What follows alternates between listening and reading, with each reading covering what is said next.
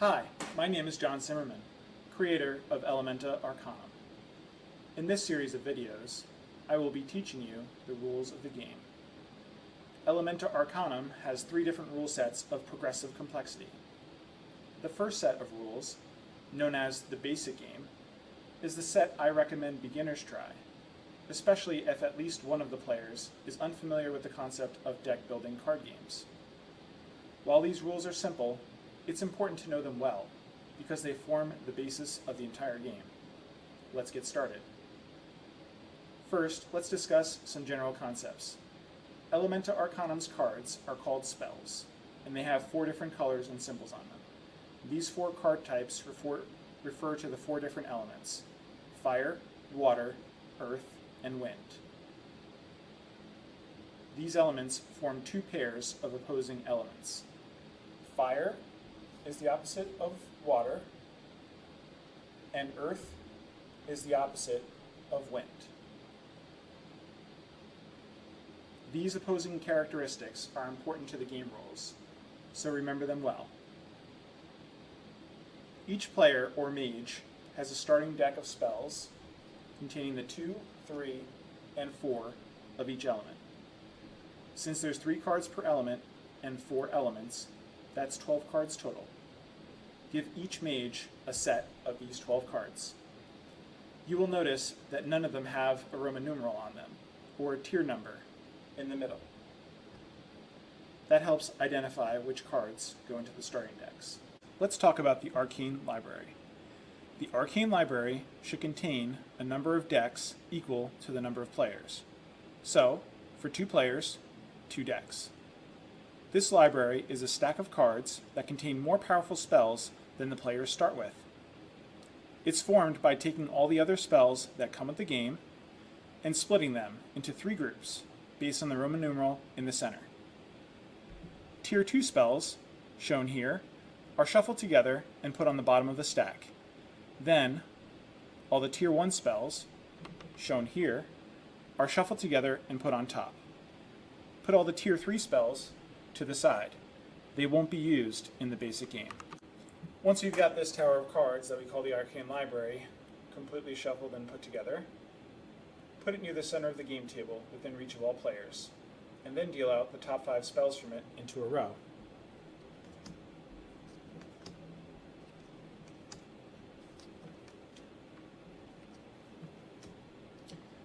This is called the Magic Shop, and it will be used by the mages to buy new spells for their decks.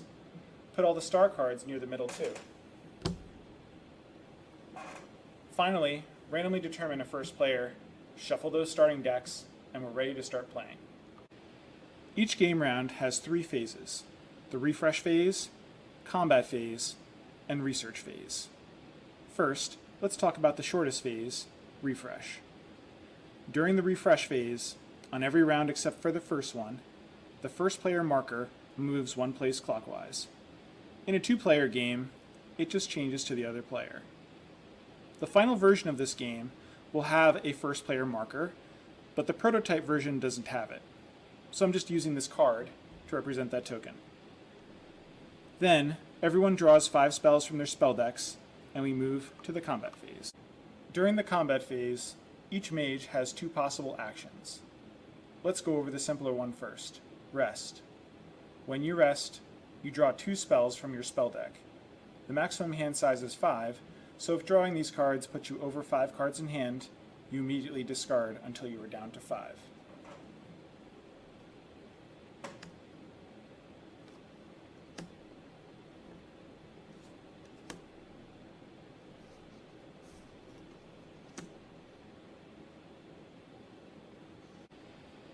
The second option, and probably more interesting option, is to attack. To attack your chosen opponent, place 1 or more spells of a single element on the table. The amount of damage of your attack is found by totaling up the number in the corner of each spell. Here you can see that I've chosen to attack with a 3 and 2 of water. That equals 5 water damage. Now your opponent can defend. To defend, the opponent can use 0 or more spells of any elements. defending is completely optional. For spells of the opposite element to the attack, use the number in the corner to reduce the damage by that amount. So in this example, the 4 of fire would reduce the damage by 4, leaving 1 damage remaining. For all other spells, the damage is reduced by the number on the left and right sides of the card instead. For example, this 2 of water would be able to block 1 damage because it is not the opposite of the element of the attack, which is water. So if we added this to the defense, we would be blocking 4 damage with the fire and 1 damage with the water. Arranging the cards this way makes the math simpler. Blocking more than enough damage is fine. So for example, if we were to add this 2 of earth, that would block 6 damage and the attack is only dealing 5. This is smart to do in some cases, and it's strategically important to remember this option. If any damage whatsoever is dealt, the defender is defeated and the attacker gains a star. So let's say we had only blocked 4 damage. The defender would be defeated and take a defeat, and the attacker would gain a star. This defeat goes away at the end of the combat phase.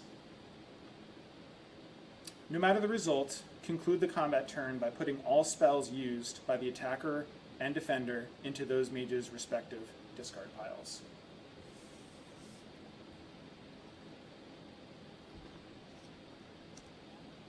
Once each mage has taken their combat turn, everyone draws back up to 5 spells in hand, and the game proceeds to the research phase.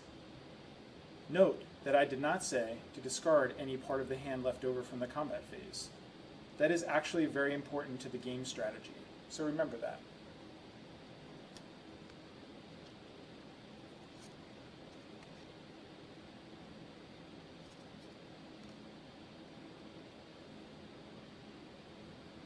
Anyway, now each mage in turn can buy new spells from the magic shop as many times as they can, using their hand of 5 spells. The cost of each spell is the number in the corner of that spell. To pay the cost, the mage uses 1 or more spells from their hand, where the spells of the same element count for full, and all others use the number along the sides. Spells purchased this way and the spells used for payment go to the discard pile, and then the empty slots in the magic shop are replaced by spells from the top of the Arcane Library. So for this example, we can use the 4 of water and the 2 of water to buy this 6 of water.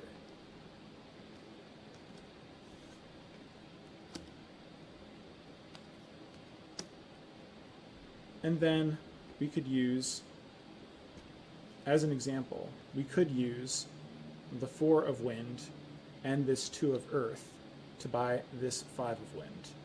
Maybe not the best purchase, given what cards that the person has, but that's an option. And then any cards left over in that player's hand at the end of their research phase go into their discard pile. So try to use your hand as efficiently as possible. Next, I wanted to show you an example where there is leftover power at the end of a purchase. So, for example, and this wouldn't be the best move in the situation, but this player could use the 4 and 3 of wind to buy the 6 of wind. Note that there's 1 left over.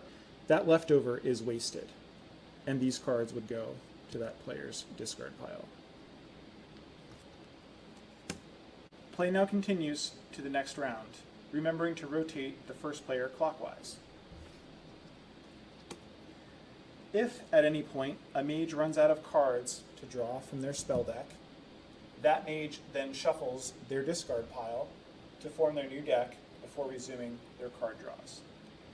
In the rare situation that both the magic shop and the Arcane Library are empty, skip over the rest of that round's research phase and all future research phases.